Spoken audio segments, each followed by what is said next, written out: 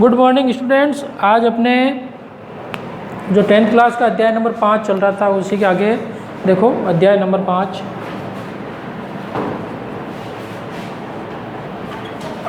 दैनिक जीवन में रसायन पढ़ रहे थे अपन। दैनिक जीवन में रसायन, तो दैनिक जीवन में रसायन के बारे में अपन चर्चा कर रहे थे। तो इसके अंदर अपन पढ़ रहे थे आपके साबुन एवं अपमार्जक के बारे में चर्चा कर रहे थे अपन। किसके बारे में? साबुन एवं अपमार्जक। तो कल अपन ने बात की थी आपके साबुन के बारे में, साबुन बनाने की अभिक्रिया और उसकी विधि लिखी। फिर उसके बाद में साबुन मृदु जल में कार्य करता है और कठोर जल में कार्य नहीं करता है। इसका कारण क्या ये देखा अपन ने कि मृदु जल में तो क्या होते हैं, कैल्शियम और मैग्नीशियम के लवण होते नहीं है इसके कारण। लेकिन कठोर जल में क्या होते हैं, कैल्शियम और मैग्नीशियम के लवण होते हैं जो क्या करते हैं, सोडियम को प्रतिस्थापित करके उसकी जगह पर कैल्शियम और मैग्नीशियम के लवण बना लेते हैं, जो क्या होते हैं, जल में अघुलनशील होते हैं, है ना, अघुलनशील होते हैं, जिसके कारण वो क्या होते हैं, सफाई का कार्य में बाधा आती है और सफाई का कार्य पूर्णतः हो नहीं पाता है। ये अपन ने बात कर ली। और इसकी इलाज के यहाँ पर इसका समाधान के लिए अपन ने बात की कि इसकी जगह पर, साबुन की जगह पर अपन किसका उपयोग करते हैं, अपमार्जक का उपयोग करते हैं। आई बात समझ। तो साबुन अपन ने पिछली क्लास में कंप्लीट कर लिया कि साबुन मृदु जल में कार्य करता है। आई बात समझ में, कठोर जल में कार्य नहीं करता। आज अपन देखेंगे अपमार्जक किस प्रकार से कार्य करता है कठोर जल के अंदर। तो आज अपन साबुन तो कंप्लीट हो गया, आज अपन अपमार्जक को पढ़ते हैं, है ना। तो अपमार्जक, अपमार्जक को इंग्लिश वर्ड आप ध्यान रखें, इसको कहते हैं अपन इंग्लिश में डिटर्जेंट। क्या कहते हैं? डिटर्जेंट। वही बात। अब पहले तो सबको अपन को पता होना चाहिए कि डिटर्जेंट होता है क्या। देखा होगा आपने, washing powder, detergent, Nirma, detergent आता है ना, वो सर्फ का आता है ना, वही है आपके ये अपमार्जक। तो अपन डिटर्जेंट की बात करें तो डिटर्जेंट आपके ये किस भाषा का शब्द है? लैटिन भाषा का शब्द है। यही बात समझ में। तो डिटर्जेंट आपके लैटिन भाषा का शब्द है। डिटर्जेंट किस भाषा का शब्द है? लैटिन भाषा का। डिटर्जेंट किस भाषा का है? लैटिन भाषा का शब्द है, पहली बात। तो दूसरी बात करें अपन, इसका अर्थ क्या होता है? तो इसका अर्थ होता है, जिसका अर्थ होता है टू वाइप, बड़ा लिख दे रहा हूँ,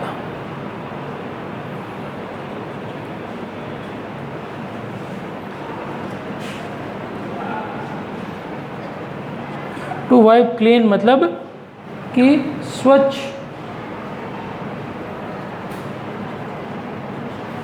स्वच्छ करने वाला।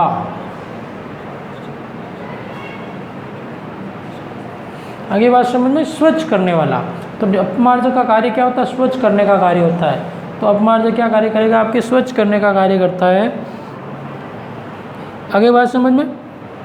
तो पहले पता चल गया, क्वेश्चन 1 नंबर का ऐसे भी बन जाता है, डिटर्जेंट का मतलब क्या होता है, तो स्वच्छ करने वाला। और किस भाषा का शब्द है? लैटिन भाषा का शब्द है। अब बात करते हैं अपन डिटर्जेंट अपमार्जक कार्य कैसे करता है। तो अपन, ये तो होगी बात, आपके 1 नंबर के क्वेश्चन आता है तो उसके बारे में लिख लिया। डिटर्जेंट किस भाषा का शब्द है? लैटिन भाषा का। अब देखो अपमार्जक कठोर जल में कार्य कैसे करता है। कल अपन ने बात की साबुन। अपमार्जक क्या होता है? साबुन जो है मृदु जल में कार्य करता है, कठोर में नहीं करता है। तो अपमार्जक क्या है आपके? अपमार्जक साबुन जैसे ही होते हैं। क्या होते हैं? अपमार्जक साबुन जैसे ही होते हैं,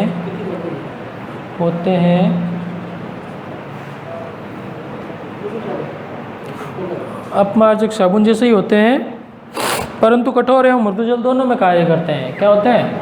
परंतु कठोर एवं मृदु जल दोनों में, कठोर एवं मृदु जल दोनों में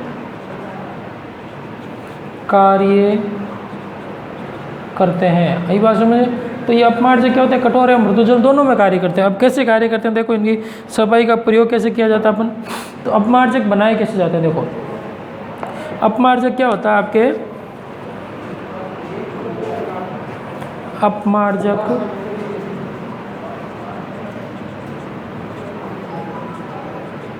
अपमार्जक सोडियम क्या होते हैं आपके, सोडियम एल्किल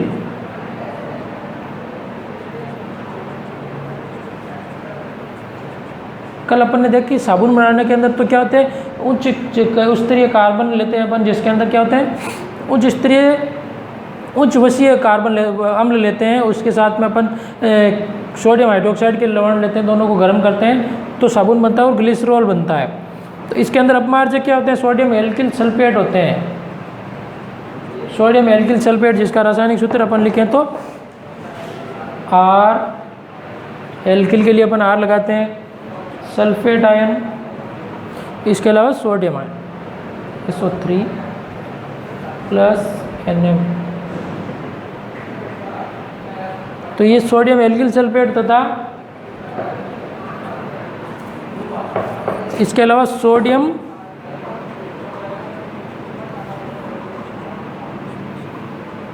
इसके अलावा आपके sodium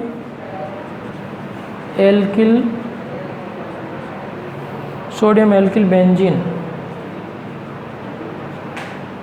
benzene sulphonate, sodium alkyl benzene sulphonate,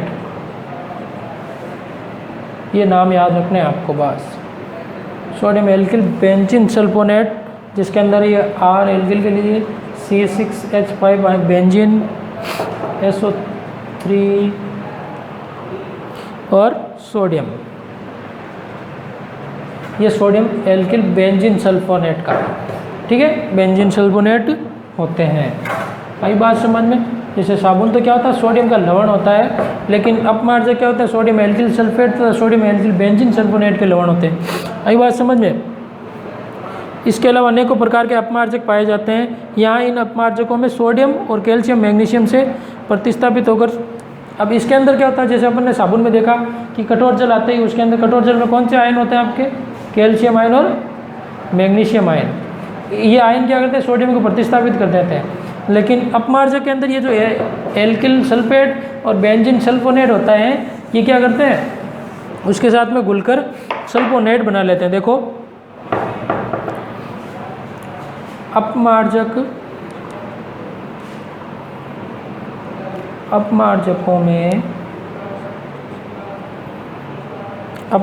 के सोडियम आयन, अपमार्जकों के जो सोडियम आयन होते हैं, ये आपके सोडियम आयन, जैसे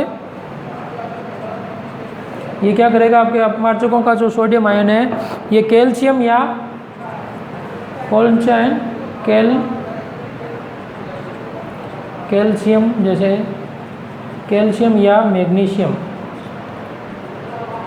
कैल्शियम या जो आपके मैग्नीशियम आयन होते हैं, कौन सा आयन, कैल्शियम या मैग्नीशियम आयन।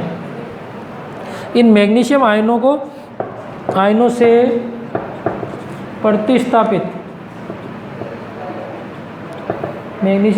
प्रतिस्थापित होकर क्या बनाएंगे आपके,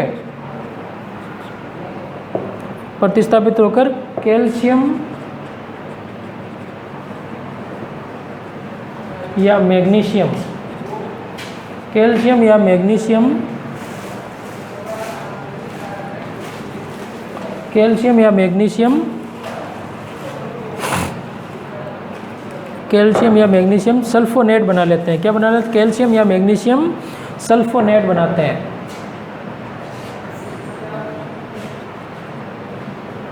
कैल्शियम या मैग्नीशियम सल्फोनेट बनाते हैं।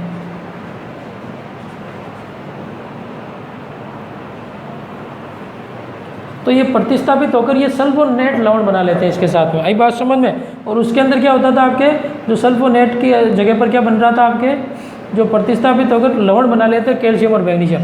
अब इसके अंदर क्या है, ये सल्फोनेट लवण है या सल्फेट लवण है, ये बना लेंगे। तो ये क्या करता है, जल में घुल जाता है। आई बात समझ में। और ये सल्फोनेट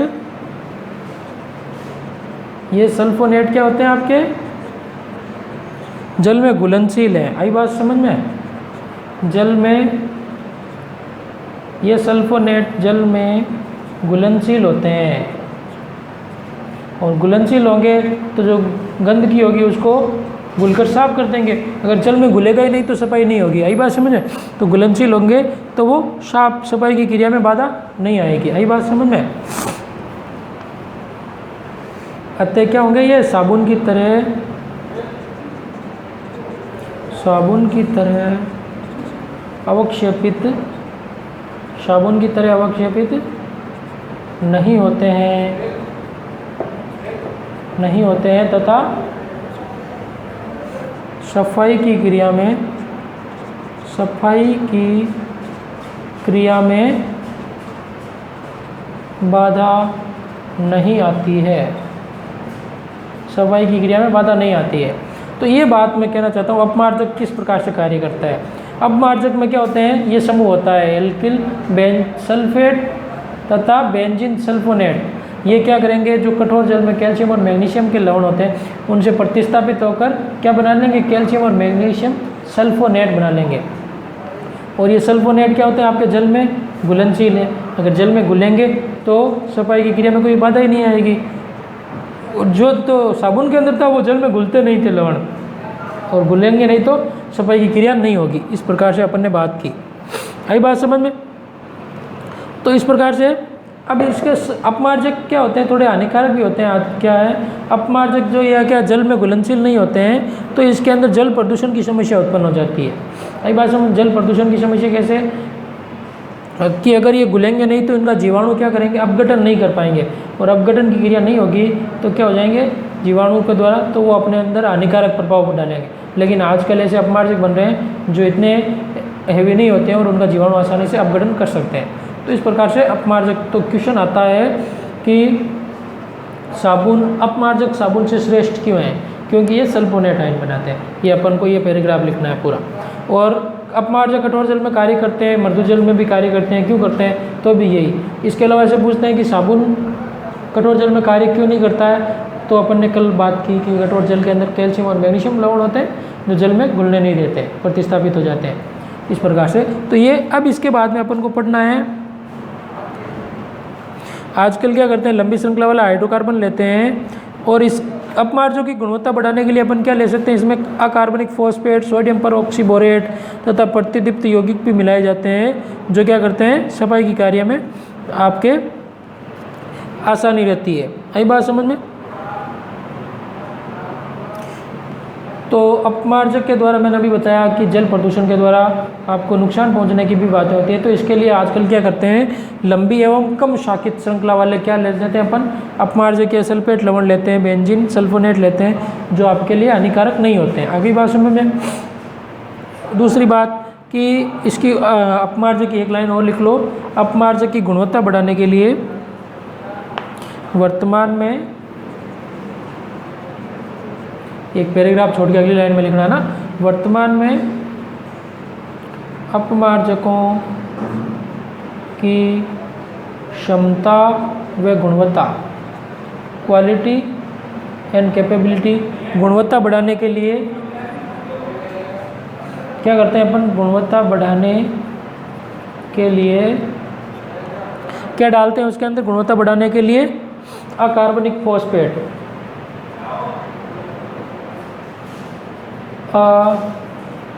कार्बनिक फॉस्फेट, अकार्बनिक फॉस्फेट, इसके अलावा सोडियम परऑक्सीबोरेट, सोडियम परऑक्सीबोरेट, सोडियम परऑक्सीबोरेट, इसके अलावा तथा कुछ प्रतिदीप्त यौगिक, तथा कुछ प्रतिदीप्त यौगिक मिलाए जाते हैं।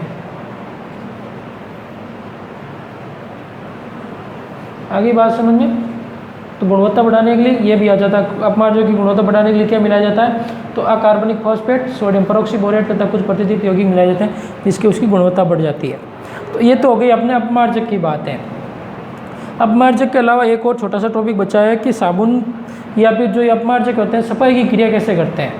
तो सिंपल सा एक और छोटा सा लॉजिक है, वो भी अपन पढ़ लेते हैं, जिसके अंदर आपके अपमार्जक, ये तो अपमार्जक और साबुन दोनों कंप्लीट हो गए। अब आपके मिसेल निर्माण एवं साबुन के शोधन की क्रिया वो किस प्रकार से होती है उसके बारे में भी आपके पढ़ लेते हैं अपन।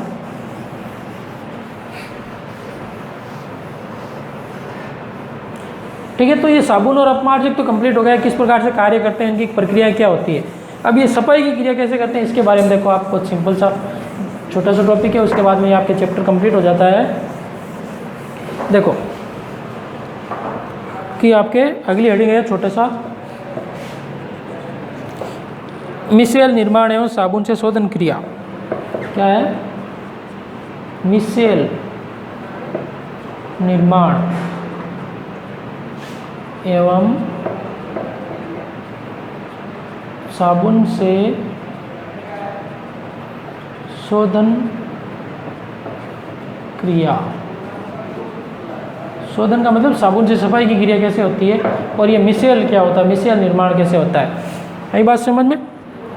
अब सिंपल सी बात है, साबुन से शोधन की क्रिया कैसे होती है,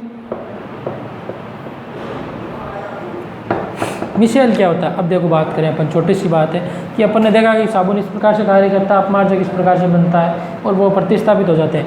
परंतु ये जैसे अपन कपड़े के ऊपर जो तेल या बूंदें लग जाती है, गंदगी लग जाती है, उसकी सफाई कैसे होती है। देखो बहुत सिंपल सा इसका लॉजिक है। मिसेल क्या होता है, पहली बात तो देखो, अब क्या होता है, सबसे पहले साबुन एवं शोधन की क्रिया के लिए अपन बात करें तो साबुन के, जिसे अपन ने बात की, सबसे पहले इसको जल में घोलने पर क्या होता है, साबुन के अणुओं का जल में आयनन हो जाता है। क्या हो जाता है, साबुन के अणुओं का जल में आयनन हो जाता है। ये बात समझ, जल में घोलते ही जल में क्या हो जाएगा, आपके साबुन के अणुओं का जल में आयनन हो जाता है। आयनन का मतलब वो टूट जाते हैं आयनों के अंदर, आयनन होता है। अब आयनन कैसे होता है, देखो अभिक्रिया, जैसे अपन साबुन का सूत्र लिखे अपन RCON है, यही था साबुन अपन ने बनाने की प्रक्रिया देखी थी। यही बात समझ साबुन। अब इसके अंदर अपन जल में आयनन कैसे होता है कि ये आपके नेगेटिव वाले अलग हो जाता है और पॉजिटिव वाले सोडियम आयन अलग हो जाता है, ये आयनन हो जाता है। आगे बात समझ, आयनन का मतलब आयनों के अंदर टूट जाना, धनायन और ऋणायनों के अंदर टूट जाना, आयनाइजेशन। आगे बात समझ, इसको अपन एक अभिक्रिया और भी लिख सकते हैं, सोडियम स्टीरेट की अभिक्रिया, जैसे C17H35 R का मतलब है लंबी श्रृंखला जुड़ी हुई है इसके अंदर, है ना। इसका अपन बात करें तो इसका आयनन किस में हो जाएगा, आपके वही प्रोसेस C35 + NM। आगे बात एक ही बात है, R का मतलब है लंबी कार्बन श्रृंखला जुड़ी हुई है, ऐसे भी लिख सकते हैं अपन। अब इसके अंदर क्या होता है, दो भागों में बन जाता है, एक तो जल स्नेही भाग और दूसरा होता है जल विरोधी भाग। यही बात समझ में, एक होता है जल स्नेही वाला भाग और एक होता है आपका जल विरोधी वाला भाग। इसके अंदर क्या होता है, आयनन के अंदर दो सिरे बन जाते हैं, एक तो जल विरोधी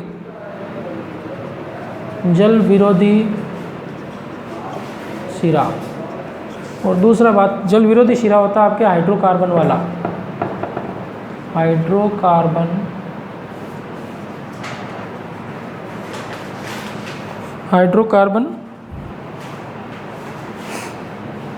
शिरा और दूसरा होता है आपके ध्रुवीय शिरा जो आपके होता है जल स्नेही।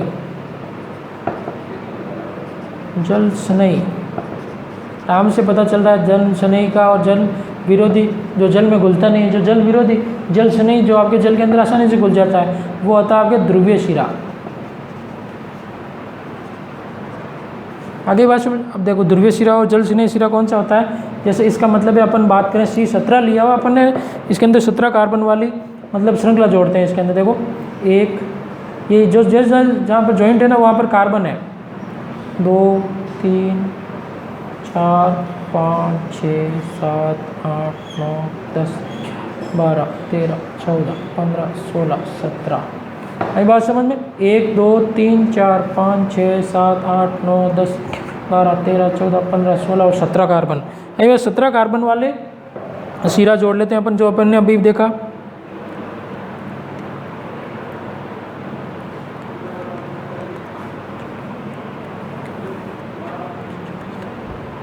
सत्रह कार्बन वाला सिरा ले लिया और इसकी जगह पर ये आपके एक सिरे पर तो ये जुड़ा हुआ ना CO नेगेटिव वाला। आई बात समझ में? तो ये भाग तो आपके हो गया जल विरोधी, जल विरोधी जिसको अपन क्या कहते हैं हाइड्रोकार्बन, है ना। जल विरोधी वाला भाग तो कौन सा हो गया आपके हाइड्रोकार्बन भाग। और दूसरा ये आपके ध्रुवीय सिरा जल स्नेही, कौन सा हो जाएगा आपके जल स्नेही, जिसको अपन कहेंगे ध्रुवीय भाग। कौन सा हो जाएगा आपके ध्रुवीय भाग। आगे बात समझ में, जल स्नेही और ध्रुवीय भाग। अब अपन को पता है कि हाइड्रोकार्बन के अंदर तो क्या है ऋणावेशित भाग, मतलब ये धनावेशित भाग है, और ऋणावेशित भाग कौन सा आपके ध्रुवीय सिरा है। तो ये तो क्या हो जाएगा, जो जल स्नेही वाला भाग है वो बाहर की तरफ रह जाएगा, जल स्नेही वाला भाग तो बाहर की तरफ। ये बना लिया आपने। अब देखो कार्य कैसे, मिसेल का निर्माण कैसे होता है, मिसेल निर्माण की प्रक्रिया, ये मिटा दो, सारी चीज़ें लिख ली आपने। जल स्नेही और जल विरोधी वाले भाग को ध्यान रखना। अब जैसे मिसेल निर्माण की प्रक्रिया कैसे होती है, देखो सिंपल सी बात है। ये साबुन के अंदर आयनन हो गया कि अपन जैसे ही साबुन को या अपमार्जक को अंदर डालेंगे तो वो उसका आयनन हो जाएगा, और आयनन के द्वारा दो सिरे बनेंगे उसके, धनायन और ऋणायन। एक तो होता है आपके जल स्नेही और दूसरा होता है जल विरोधी। तो जल विरोधी होता है वो तो क्या होता है कपड़े की तरफ आकर्षित रहता है, और जल स्नेही वाला भाग है जो किसकी तरफ, जल की तरफ आकर्षित रहता है। तो ये दोनों इस प्रकार से जुड़ते हैं, मतलब जैसे मिसेल निर्माण कैसे होता है, जैसे ये कोई कपड़े के ऊपर अशुद्धि जमी हुई है, ये मान लो है बात। अब इसके ऊपर क्या होगा, जो जल विरोधी वाला भाग है वो कपड़े की तरफ आकर्षित होगा। अभी बात ये इस प्रकार से, ये जो जल विरोधी वाला भाग है ये आपके क्या होगा, इस अच्छे से बना लो आप। जो जल विरोधी वाला भाग है ये इस प्रकार से क्या होगा, इसके तरफ जुड़ जाएंगे।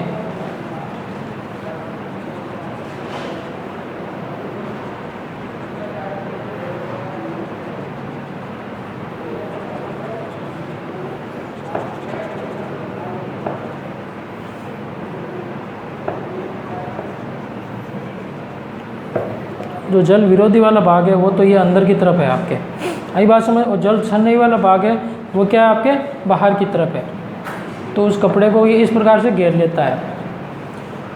आई बात समझ।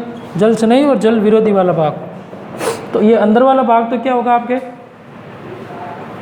जल विरोधी, और जो बाहर वाला भाग क्या है आपके जल स्नेही। अगली बात समझ में। तो ये इस प्रकार से कपड़े के चारों तरफ जो ये क्रिया बनती है इसको अपन कहते हैं मिसेल।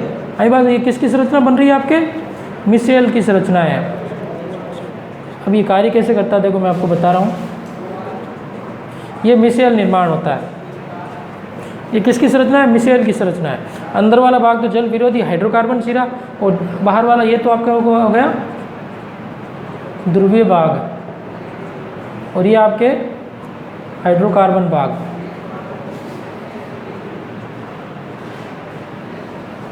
ठीक है, ये ध्रुवीय भाग हो गया, वो हाइड्रोकार्बन भाग हो गया।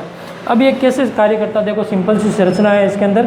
जैसे अपन कोई कपड़ा लेते हैं, ये कपड़े की सतह है मान लो, अब इसके ऊपर जैसे ये तेल की बूंद है, ये कोई कार्य है। आई बात है, गंध की यहाँ पर लगी हुई है।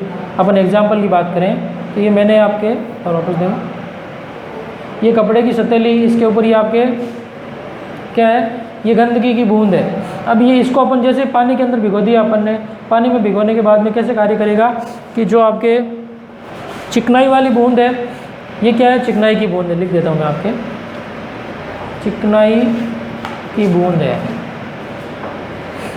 आई बात सब चिकनाई की बूंद है, इसके ऊपर क्या होगा, अब अपन जैसे इसको पानी में डालेंगे फिर उसके अंदर अपन क्या करेंगे अपमार्जक डालते हैं, तो अपमार्जक क्या होगा, अपमार्जक कैसे कार्य करेगा कि जो जल विरोधी वाला भाग है वो इस कपड़े की तरफ आकर्षित होगा, मतलब ये इस प्रकार से। आई बात समझ, जो जल विरोधी वाला भाग है वो कपड़े की इस तरफ आकर्षित होगा ऐसे। अगली बात समझ में, तो जल विरोधी वाला भाग है वो कपड़े की तरफ आकर्षित हो गया। आगे बात समझ में, और जो जल स्नेही वाला भाग है वो ऊपर की तरफ रह जाएगा। ये कपड़े की सतह है, ये क्या है आपके कपड़े की सतह मान लेते हैं अपन, ये चिकनाई की बूंद लगी हुई है। ये कौन सा सिरा है आपके?